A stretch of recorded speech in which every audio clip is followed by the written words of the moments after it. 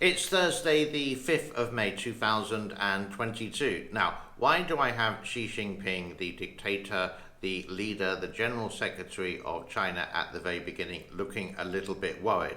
Well, this is how he should be, but he doesn't seem to be. Xi Jinping, it's an election year and everything for him has to go perfectly. We will go to what's happening in places like Shanghai and Beijing a little bit later. But here's a question for you. The good old Three Gorges Dam, do they seem to be doing anything about it when they know it's China's Achilles heel? Now, possibly the answer is yes, because we have no idea what's happening because everything is down. The webcams, live streams, etc. Very, very little information, and if any good information or any information does come out of China, it's all the positive. It's not the negative, unless the Western mainstream media come out and they are sort of like forced to, or deny facts, etc. So you could imagine that, what are they doing? And I could imagine they're sitting back and doing absolutely nothing. Possibly saying, if it ain't broken, it's no need to fix. But China does have old and aging dams, which we will show you a little bit later on. So the guys are just counting the money, everything's okay, and doing like the election tour to, even though the president, or the General Secretary, the leader, the people don't vote for him, it's a general committee who will choose. But this is propaganda, what you're doing. Everything is okay, even with the zero tolerance policy lockdown in certain cities. When really, what they should be doing, the Chinese government, is running around like a blue fly. I'm not going to say the word beginning with A and ending in E. Sorting things out. But they're not. Here's a question for you. If the dam breaks, round about 33%, possibly more than that, I'm not very good at mathematics, maths, are in danger, which is like the Yangtze Basin. We have covered this yesterday. This is just like a continuation of it. We have covered this yesterday where nothing seems to get done. And one day, and it's just a matter of time, it is going to break one way or the other. I've repeated this quite a few times since I've been covering the Three Gorges. Maybe not in my lifetime. It may have weakened. I'm sure it has, like most dams have weakened. And some videos I'm going to show you later of some other dams as well in that. Can you get my meaning? It's sort of like frustrating that nothing gets done when a lot needs to be done. Let's have a look at the levels. Okie dokie, on the brighter side, Kutan, the levels have gone down. We did do the weather forecast yesterday and it seems to be, or now it is in a dry spell. So levels at Kutan at 170.59. For those people who don't know Kutan, it is Chongqing. It's about 660 kilometers away from the Three Gorges Dam. It's the beginning of the reservoir, basically, this longest reservoir possibly in the world. The Three Gorges Reservoir itself is 169.07, so that's gone down. There's no inflow there, but the good news is the outflow is 18,400. So water is being released. I could imagine just through, not through the sluice gates, because that level would have gone down dramatically if the sluice gates were open. I would just say this is normal, but it's the highest it's been on the outflow this year of 18,400. And with that, let's have a look at the weather. It is the musical weather today. The reason being, there's nothing incredibly interesting happening, just a pitter-patter of rain. So for the next 40 seconds or so, you can skip it if you want to. Here is the weather for China, Central China, Yangtze, etc. Three Gorges. Looks like this.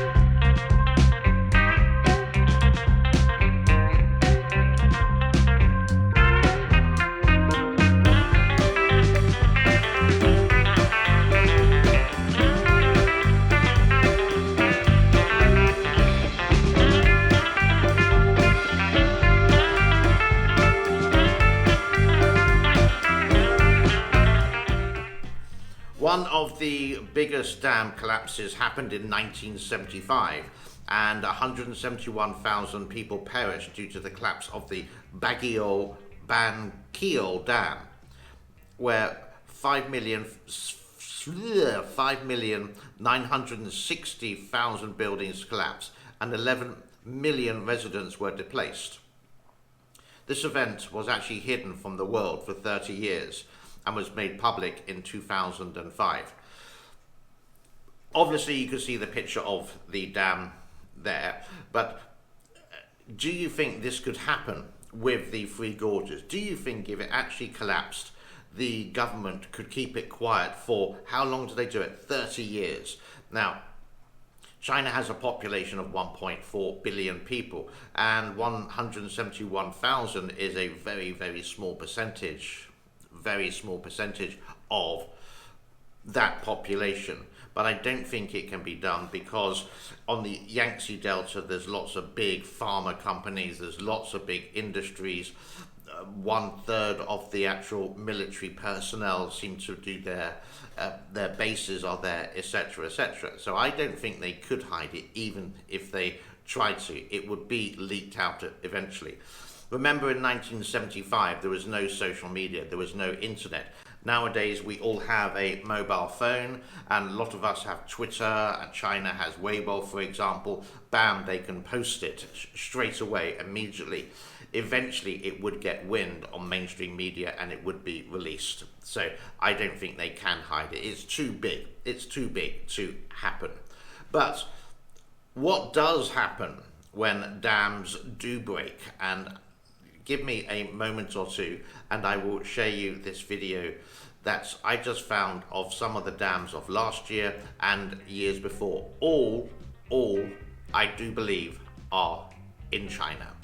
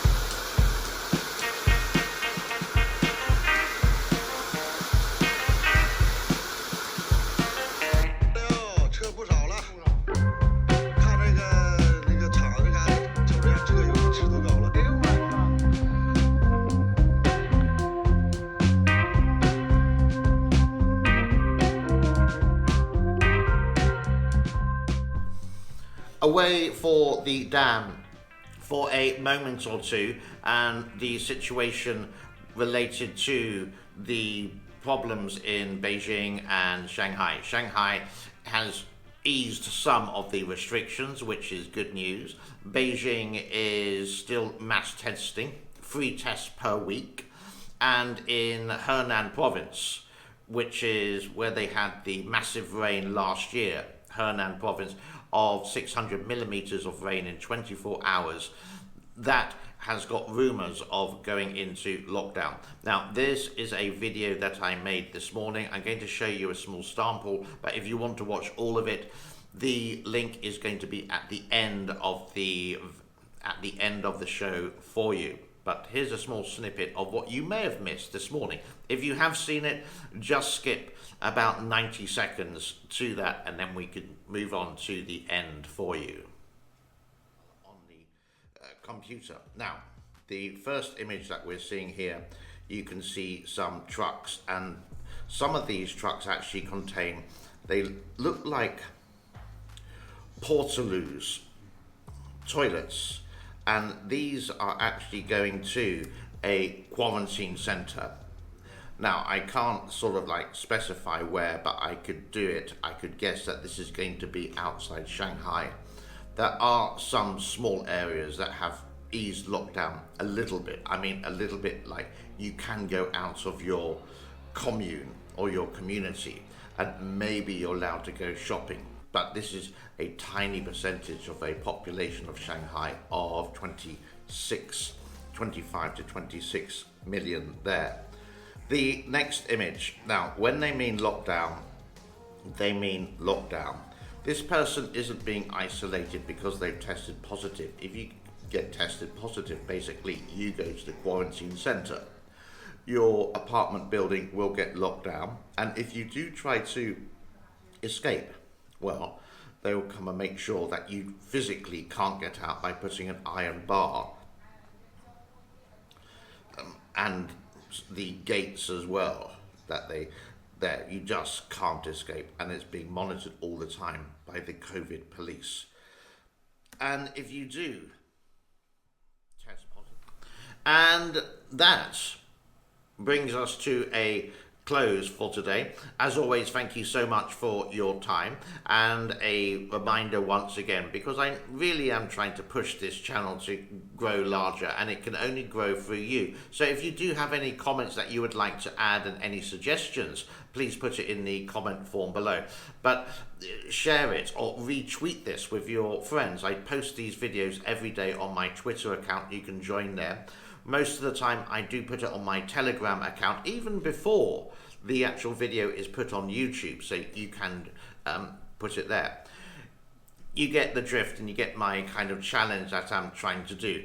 The world is a massive place, and I know I do cover a very small percentage of the world, but it's a place of the world that lots of people are interested in, but it's difficult to get information round.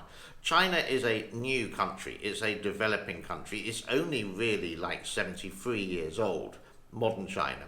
The CCP is like a modern dynasty, basically, and you could say it's the honeymoon period of developed China from, let's say, 2000 until 2015, ever since Xi Jinping took power, was actually quite a wonderful place, an enjoyable place to live, even though, yep, some things did happen. I'm waffling again.